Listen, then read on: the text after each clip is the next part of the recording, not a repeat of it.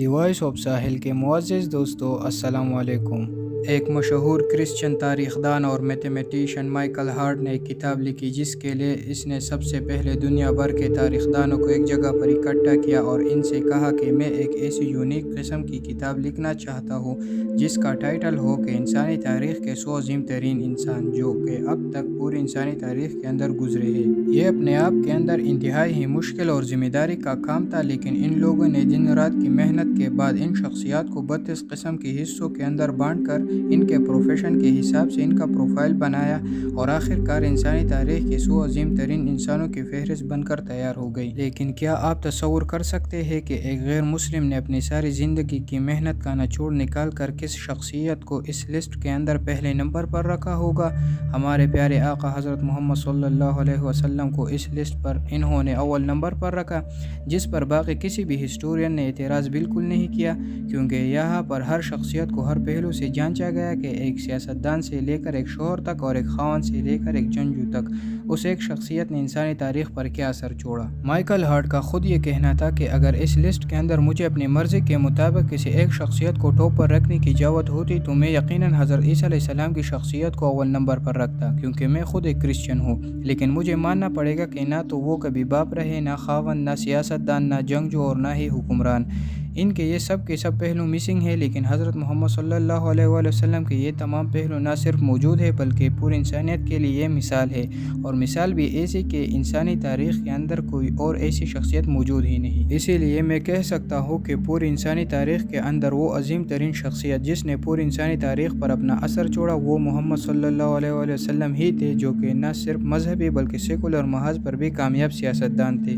George Bernard شاہ Ireland کے مشہور drama writer اور سوشل ایکٹیوسٹ تھے۔ یہ بھی مذہب کے لحاظ سے کرسچن تھے، لیکن آپ صلی اللہ علیہ وآلہ وسلم کی شخصیت کو پڑھ کر ان کے بارے میں الفاظ یہ تھے کہ اگر آپ صلی اللہ علیہ وآلہ وسلم جیسی شخصیت کو آج کے دور کے اندر ڈکٹیٹرشپ اور ظالم حکومتوں کا کنٹرول دے دیا جائے تو یقیناً وہ اس دنیا کو امن اور خوشی سے بھر دیں گے۔ خالق کائنات کی طرف سے نبی کریم صلی اللہ علیہ وآلہ وسلم کو پوری کائنات کے لیے رحمت للعالمین بنا کر بھیجا گیا، جس کی پوری زندگی پوری دنیا کے انسانوں کے لیے مثال تھی، اور اسی لیے جن لوگوں نے ان کی زندگی میں غور و فکر کیا اور اسے سمجھا اسے ہدایت مل گئی، پھر چاہے اس کا تعلق دنیا کے کسی بھی مذہب سے کیوں نہ ہو، کیونکہ اللہ تعالیٰ کا وعدہ ہے کہ جو حق کے لیے کوشش کرے گا اللہ بھی اس کے لیے راستے کھول دے گا۔ ہندو اور مسلمانوں کے نظریات خدا کو لے کر بالکل الگ الگ ہے، اور عام طور پر دونوں کے اندر ایک دوسرے کے خلاف نفرت اور تعصب ہی پایا جاتا ہے، جس کا ذمہ دار میڈیا اور سیاستدانوں کے پولیٹیکل فائدے ہیں، جو کہ وہ لوگوں کو مذہب کے نام پر بانٹ کر حاصل کرتے ہیں۔ ہندوستان کی سرزمین پر اپنے ہی لوگوں کے سامنے محمد صلی اللہ علیہ وآلہ وسلم کی زندگی کی مثال ایک انسانیت کے مسیحا کے طور پر پیش کرنا، وہ بھی ایک ہندو ہو کر، اپنے آپ میں ہی سوچنے کے لیے ایک بہت مشکل کام ہے۔ لیکن جن لوگوں نے غور و فکر کیا اور سچ کو جاننا تو دوسروں کو بتانے کے لیے خود کو روک نہیں پائے۔ انڈیا کے اس پروفیسر ہی کی مثال لے لیں جو کہ ہسٹری کے پروفیسر ہے اور مذہب کے لحاظ سے ہندو ہے۔ ان کا نام ہے اواد اوجھا۔ ہم سے لوگ پوچھتے ہیں، میں میڈیول انڈیا پڑھاتا ہوں، لوگ مجھ سے پوچھتے ہیں اسلام اتنی اونچائی پہ کیسے تھا، مسلمان اتنی اونچائی پہ کیسے تھے؟ اسپین سے لے کر چائنا سی، کیسپین سے لے کر ہندوستان، پورے علاقے میں مسلمانوں کا قبضہ۔ کیوں؟ کیونکہ وہ اپنے اس وقت پیغمبر کو سمجھتے تھے کہ جیتنے کے سدھانت کیا ہے، جیتنا تلوار سے نہیں، تلوار سے تو لوٹا جاتا ہے، چور کس چیز کا استعمال کرتا ہے؟ تلوار کا۔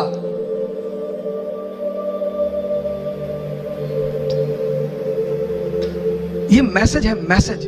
اقرا شبد فیصل صاحب نے لیا کہ سر ہم تو اپنی انسٹیٹیوٹ کا نام اقرا رکھیں گے، میں نے کہا بالکل۔ میں نے کہا، انہوں نے مجھ سے پوچھا کہ ہم انسٹیٹیوٹ کا نام کیا رکھیں، ہم نے کہا اقرا رکھو، بڑا اندھیرا ہے دنیا میں۔ اسلام جب پیدا ہوا پوری دنیا میں اندھیرا تھا، پوری دنیا میں۔ آپ کبھی اسلام کی ہسٹری پڑھو، یورپ عورتیں جلائی جا رہی تھی وچ ہنٹنگ کے نام پہ، وچ ہنٹنگ۔ ہندوستان ستی پرتھا، چین میں تو لڑکیوں کو ایسے ہی مار ڈالتے تھے۔ پوری دنیا میں اندھیرا، اور اس اندھیرے میں محمد صاحب لیمپ لے کر کھڑے ہوئے، اسلام، پریم، میسج۔ آج سب سے زیادہ ایجوکیشن میں ہندوستان میں کون پچھڑا؟ مسلمان۔ پیغمبر ہمارا کہہ رہا ہے، ہمارا، وہ ہم سب کے پیغمبر ہے، کسی خاص وشیش کے نہیں ہے، وہ کہتا پڑھو، سمجھو۔ طیف شہر کا نام سنا ہوگا، کافی लोग बैठे हो तैफ, वहां के लोग हुजूर साहब को पत्थर मार देते, गाली दे देते। अब हमको कोई यहाँ गाली दे और सैफिर यहाँ के कमिश्नर है, धौले साहब आईजी है, तो मैं तो जाके इनसे कहूँगा कि सब एनकाउंटर करवा दो, मरवा डालो इनको, ये हमको गाली दे रहे सब। जिब्राइल साहब ने हुजूर साहब से कहा कि कहो तो, तैफ शहर 2 पहाड़ों के बीच में है, तो उन्होंने हुजूर साहब से कहा कि कहो तो दबा दूं। अरे बोले नहीं, जाने दो। ये लोग ये जो मुझे पत्थर मार रहे हैं ना, किसी दिन यही हमारे पैरोकार होंगे। मैसेज आप पढ़ते को स्ट्रेस लेकर पढ़ना है, मुझे नहीं समझना है। एक हिंदू पुलिस कमिश्नर के आप सल्लल्लाहु अलैहि वसल्लम के बारे में क्या तासुरात थे, ये जानकर आप भी हैरान हो जाएंगे कि शायद आज का मुसलमान भी अपने नबी की शान इतनी अच्छी तरह से नहीं जानता हो जितना कि ये हिंदू जानते हैं। जिन्हें हमारे कितने मरलों में बट गए, ये किस तरह से कौम को इल्जाम में गुम रही जब रहनुमा ही कौम के फिरकों में बट गए। अगर रहनुमा ही फिरकों में बट गए और उन्होंने उस चीज को नहीं समझा, उसको मकसद को नहीं समझा, तो हम उस महान और उस ग्रेट रिलीजन को क्यों दोष दें जिन्होंने पूरी दुनिया में अमन को लाया। ये समझने की चीज है, क्योंकि बहुत सारी चीजें मुझको भी मालूम नहीं थी। मेरे भी मन में बहुत सारे मिसअंडरस्टैंडिंग थे। जब मैंने इस्लाम को पढ़ा और इस्लाम जानने वालों से चर्चा की, तो मेरे मन में बहुत सारे मिसअंडरस्टैंडिंग थे, वो मिसअंडरस्टैंडिंग दूर हो गए। एक जगह ऐसी आयत आई है जहां पे कहा गया है कि इस दुनिया की कोई भी ऐसी जगह नहीं है जहां पे हमने अपने नबी और रसूल न भेजे। 1,24,000 हमने अपने नबी रसूल दुनिया में भेजे, जिसमें से 25 का नाम कुरान में आया है। दुनिया की कोई भी ऐसी जगह नहीं है जहां पे हमने नबी रसूल न भेजो हो, और पूरी दुनिया जो है वो खुदा की बनाई हुई है। इसलिए खुदा के लिए एक शब्द यूज किया गया है। गॉड जो है, खुदा जो है वो रब्बुल आलमीन है, और प्रोफेट मोहम्मद जो है वो रहमतुल आलमीन है। खुदा हर एक के लिए, प्रोफेट मोहम्मद का जो संदेश है वो किसी एक व्यक्ति के लिए नहीं है, एक मुल्क के लिए नहीं है, एक इंसान के लिए, पूरी दुनिया के लिए। और वो जो शब्द है रहमत शब्द, वो 325 बार आया हुआ है।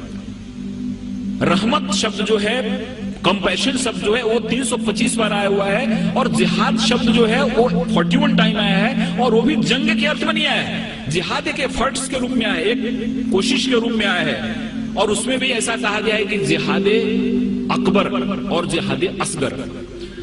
तलवार की लड़ाई बहुत छोटी लड़ाई है, जिसको उन्होंने जिहाद असगर कहा, और खुद से लड़ना जिहाद अकबर है। हिंदू पंडित जो कि अपने मज़हब के तबलीग के लिए वक़फ़ होते हैं, उनसे नबी पाक सल्लल्लाहु अलैहि वसल्लम की शान के अंदर ऐसे अल्फाज सुनना अपने आप के अंदर बहुत ही बड़ी बात है। उनकी सच्चाई को दाद देने का दिल करता है। मस्जिद नबवी में जब बद्र की लड़ाई के 73 कैदी पकड़ करके लाए गए, खंबे में बांधे गए, तो हजरत मोहम्मद सल्लल्लाहु अलैहि वसल्लम को उनका कष्ट देखा नहीं किया। बड़ी देर रात तक जगते रहे। जब एक अनुयायी ने पूछा कि ऐ अल्लाह के रसूल, आप इतनी देर जग रहे हैं, तो आपने फरमाया कि ये कैदी कष्ट की वजह से नहीं सो सकते, तो मैं कैसे सो सकता हूँ। ये इंसानियत का इससे बड़ा उदाहरण कहीं कोई नहीं है। आमने के पैगम्बर जी। तो इस तरीके से उस युद्ध को मर्यादित किया। मेरे हिसाब से दुनिया के लोगों को, चाहे जिस धर्म का आदमी हो, हर इंसान को मेरा संदेश यही है कि हजरत मोहम्मद सल्लल्लाहु अलैहि वसल्लम का एक एक कदम दुनिया के लिए आदर्श है, आइडियल। ये लोग यकीनन सच्चाई को तो जान चुके हैं, लेकिन अपने आसपास मौजूद लोगों की वजह से या फिर जान के खौफ की वजह से इस्लाम कबूल नहीं करते। हम किसी दिन से हों कायल किरदार तो हैं, हम सना खान शहे हैदर कर्रार तो हैं, नाम लेवा है मोहम्मद के परस्तार तो हैं, यानी मजबूर पे अहमद मुख्तार तो हैं।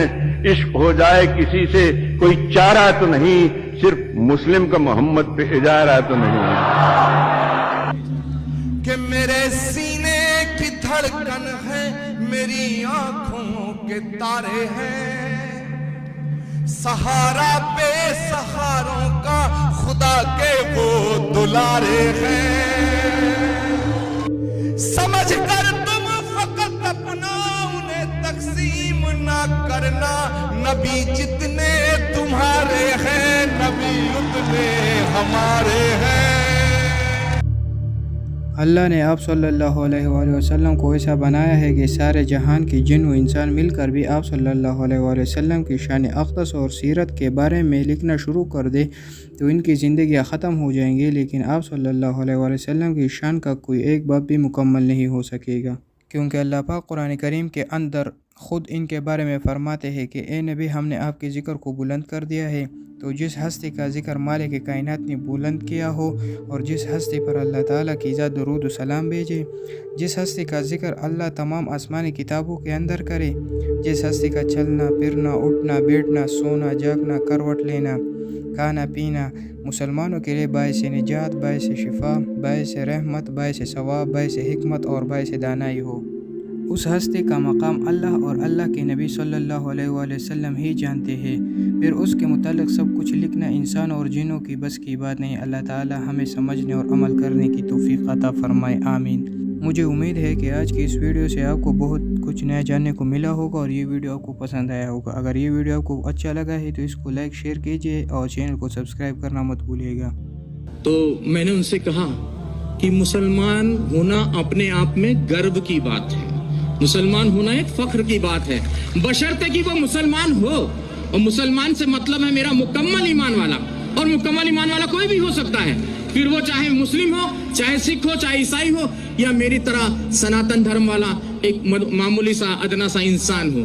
تو مکمل ایمان آنا ضروری ہے، اور جب مکمل ایمان آ جائے گا تو مسلمانوں کا کوئی کیا بال واقع کر سکتا ہے۔ کہتے ہیں کہ نور حق شمع الہی کو بجھا سکتا ہے کون، جس کا حامی ہو خدا اس کو مٹا سکتا ہے کون۔